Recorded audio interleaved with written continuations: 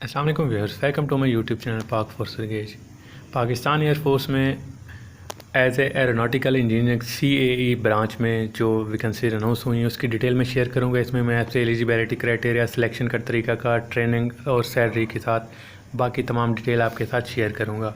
CAE basic होता क्या है? ये है कॉलेज ऑफ एरोनॉटिकल इंजीनियरिंग, जिसमें इंजीनियरिंग ब्रांच वालों को ट्रेनिंग दी जाती है। तो बेसिकली इस कोर्स को, जो इसमें जॉब अनाउंसमेंट होती है, तो इसको CAE के नाम से जाना जाता है। एरोनॉटिकल इंजीनियरिंग में 16 से 22 साल वाले जो कैंडिडेट हैं, मेल फीमेल दोनों अप्लाई कर सकते हैं।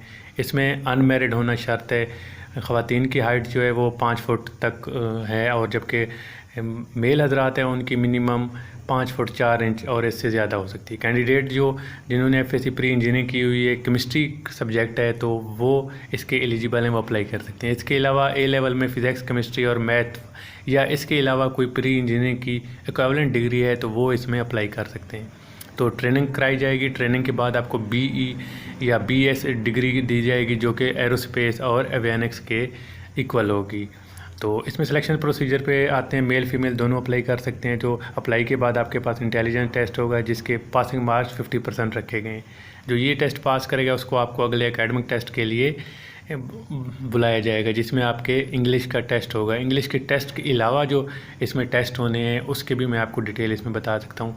जो प्री इंजीनियरिंग के सब्जेक्ट हैं उसमें आप फिज़िक्स, केमिस्ट्री, मैथ, बायो और कंप्यूटर साइंस। जो प्री इंजीनियरिंग वाले हैं वो बायो और कंप्यूटर साइंस नहीं करेंगे, जबकि जो A लेवल वाले हैं वो फिज़िक्स, केमिस्ट्री, मैथ का एग्ज़ाम देंगे। ये इस तरह का कॉम्बिनेशन होगा। इसमें परेशान होने की बात नहीं है।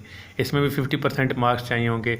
उसके बाद आपका ट्रेड रिलेटेड टेस्ट भी होगा, जिसमें कोई पास फेल का कंसेप्ट नहीं है, सिर्फ आपने उसको कंडक्ट करना है। उसके हिसाब से देखा जाएगा आप इंजीनियरिंग लेवल के जॉब कर सकते हैं या नहीं कर सकते हैं। उसके बाद आपको इनिशियल इंटरव्यू और मेडिकल के लिए बिठाया जाएगा, जिसमें आपका इनिशियल इंटरव्यू टेस्ट के फ़ौरन बाद या कुछ दिनों बाद आपका सिलेक्शन सेंटर पर लिया जाएगा। इन तमाम के बाद एक शॉर्ट लिस्ट लगेगी, जिसमें तमाम इंजीनियरिंग ब्रांच के लिए अप्लाई करने वाला एरोनॉटिकल इंजीनियरिंग के लिए एक बोर्ड आएगा, वो इंटरव्यू और मेडिकल करेगा। जो एक तरह से आप कह सकते हैं कि एयरफोर्स की तरफ से मेडिकल होगा, जो उनका हेडक्वार्टर रहेगा। इसी तरह ISSB फॉर्म दिए जाएंगे जो इसमें रिकमेंड होंगे। ISSB के फॉर्म जमा कराने के बाद आपको कुछ टाइम बाद कॉल्स की जाएंगी, आपको ISSB के लिए बुलाया जाएगा।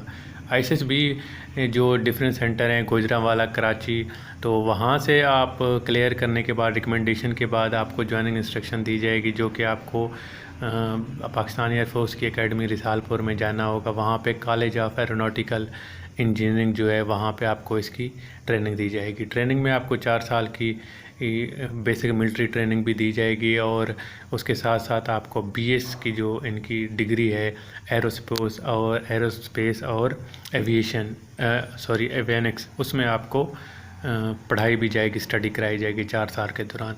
कंप्लीशन पे आपको BS एरोस्पेस या एवियनिक्स की डिग्री भी दी जाएगी, और पास आउट के साथ आपको डिफरेंट बेसिस पे जो इनकी इंजीनियरिंग यूनिट है वहाँ पे डिटेल किया जाएगा एज ए इंजीनियरिंग ऑफिसर। तो इस हवाले से आप वहाँ पे ड्यूटी करेंगे और इंजीनियरिंग ऑफिसर की ड्यूटी सर अंजाम देंगे। इंजीनियरिंग ऑफिसर क्या होता है ये भी मैं आपके साथ शेयर कर देता हूँ। तो ये जैसे बाकी ब्रांचेस हैं, इससे जो जनरल ड्यूटी पैलेट है, GDP के बाद जो सबसे ज़्यादा जो इसकी बात करें तो वो इस पे आ जाती है। ड्यूटीज़ वाइज इंजीनियरिंग की ड्यूटीज़ होती हैं, बहुत अच्छी होती हैं। इनका ताल्लुक भी उसी यूनिट से रहता है। ड्यूटीज़ में इंजीनियरिंग ऑफिसर की ड्यूटी, जैसे कि आप तस्वीर में देख सकते हैं कि इस तरह के इंजीनियरिंग टास्क जो कि डिफरेंट एयरक्राफ्ट पाकिस्तान एयरफोर्स के पास हैं, उसकी इंजीनियरिंग की जाती है, उसकी ट्रेनिंग भी दी जाती है। इस हिसाब से साथ साथ इनको कोर्सेज़ भी कराए जाते हैं डिफरेंट उस पर। तो स्क्वाड्रन इंचार्ज के तौर पर भी ये सुपरवाइज़ भी कर सकते हैं। और इसके अलावा जो इनके बाकी एयरक्राफ्ट हैं, अगर स्पेसिफाई किसी एक एयरक्राफ्ट पे काम करना चाहें तो पूरी सर्विस में सिर्फ एक ही एयरक्राफ्ट पे स्पेशलाइजेशन भी कर सकते हैं। ड्यूटी टाइमिंग में इनकी ड्यूटी टाइमिंग इंजीनियरिंग यूनिट के हिसाब से कोई नहीं होती कि सुबह जाएं, या जिस हिसाब से रिक्वायरमेंट आ जाती है चले जाते हैं। कोई भी इस तरह का काम होता है इंजीनियरिंग के रिलेटेड, ये चले जाते हैं, इनका काम वहाँ पे स्टार्ट हो जाता है। प्रमोशन की बात करें तो जनरल ड्यूटी पैलेट के बाद जो ये इंजीनियरिंग ब्रांच के ऑफिसर हैं उनकी प्रमोशन भी जल्दी होती है। बजाय बाकी जो इनके ब्रांचेज हैं। लेकिन इसमें भी ये कुछ रैंक तक जाके वहाँ पे स्टॉप हो जाती है। स्टार्टिंग में फ्लाइंग ऑफिसर से स्टार्ट होते हैं, फिर फ़्लाइट लेफ्टिनेंट जो होता है इनका, फिर स्क्वाड्रन लीडर जाते हैं, फिर विंग कमांडर तक जाते हैं। इसके अलावा ग्रुप कैप्टन के बाद भी बहुत सारे इसमें लोग होते हैं जो लो कैटेगरी पे आते हैं, इनके कोई मेडिकल इशू होता है, वो ग्रुप कैप्टन तक ही जो है वो रिटायर हो जाते हैं। उसके बाद जो इनका एयर कमोडोर होता है वो भी होता है, और जो इनका हाईएस्ट रैंक है वो एयर वाइस मार्शल तक जाते हैं।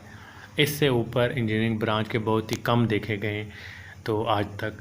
तो ज़्यादातर जो है वो ग्रुप कैप्टन तक जाते हैं, वहाँ तक इनकी ड्यूटीज़ होती हैं। इनकी लो कैटेगरी या कोई इस तरह का इशू हो तो वो वहाँ तक जाते हैं, वरना एयर कमोडोर और जो एयर वाइस मार्शल है वहाँ तक जाते हैं। अकोमोडेशन सेम होती है जैसे बाकी ट्रेड के लिए होती है, फ्री मेसिंग अकोमोडेशन इनको प्रोवाइड की जाती है। मेडिकल ट्रीटमेंट भी इनकी फ्री होती है, इनके बच्चों की और इनके जो पेरेंट्स हैं इनकी भी इसमें फ्री मेडिकल ट्रीटमेंट है, जो कि किसी भी कंबाइंड मिलिट्री हॉस्पिटल या पाकिस्तान एयरफोर्स के हॉस्पिटल से आप अवेल कर सकते हैं। इसके अलावा 50% कंसेशन भी है आपको एयर और रेलवे टिकट्स पे। तो वहाँ पे अगर सफ़र करते हैं आपको 50% पेमेंट करनी होगी, 50% आपको रियायत है। इसके अलावा आपको जो पाकिस्तान एयरफोर्स की हाउसिंग है वहाँ पे भी आपकी मेंबरशिप हो जाती है। वहाँ पे पर मंथ के हिसाब से कुछ कटौती करके आपको रिटायरमेंट पे घर या प्लाट वगैरह भी दे देते हैं। इसके अलावा पोस्टिंग और डिपुटेशन की बात करें तो इनकी पोस्टिंग और डिपुटेशन भी जीडी पायलट की तरह होती रहती है, क्योंकि इन्होंने कुछ कोर्स कराने के लिए भी जाते हैं और करने के लिए भी जाते हैं डिफरेंट ममालिक में, तो इस हवाले से डिपुटेशन होती रहती है। जबकि सैलरी और अलाउंसेस पे बात करें तो सैलरी इनकी जो है बेसिक वही 76,000 समथिंग है, और जो इन्होंने लमसम पे पहले स्टार्ट में ट्रेन पास आउट होने के बाद इन्होंने लेनी है वो तकरीबन 90,000 तक इनकी पहली स्टार्टिंग सैलरी होगी। उसके बाद फिर प्रमोशन के साथ साथ बढ़ती रहेगी। तो उम्मीद करता हूँ आपको वीडियो में मेरी अच्छी लगी होगी। इंशाल्लाह नेक्स्ट वीडियो में अगली जो ब्रांचेज़ हैं बाकी डिस्ट्रिक्ट A&SD उसके बारे में भी इंशाल्लाह मैं आपको वीडियो बना के अपलोड करूँगा, आपको तमाम डिटेल इसमें प्रोवाइड करूँगा। रजिस्ट्रेशन जो प्रोसेस है वो इंशाल्लाह कल एडवर्टाइजमेंट आ जाएगी न्यूज़पेपर में, और इसके बाद रजिस्ट्रेशन का प्रोसेस भी मंडे से स्टार्ट हो जाएगा इंशाल्लाह। नेक्स्ट वीडियो में मिलते हैं। अपना ख्याल रखिएगा। अल्लाह हाफिज़।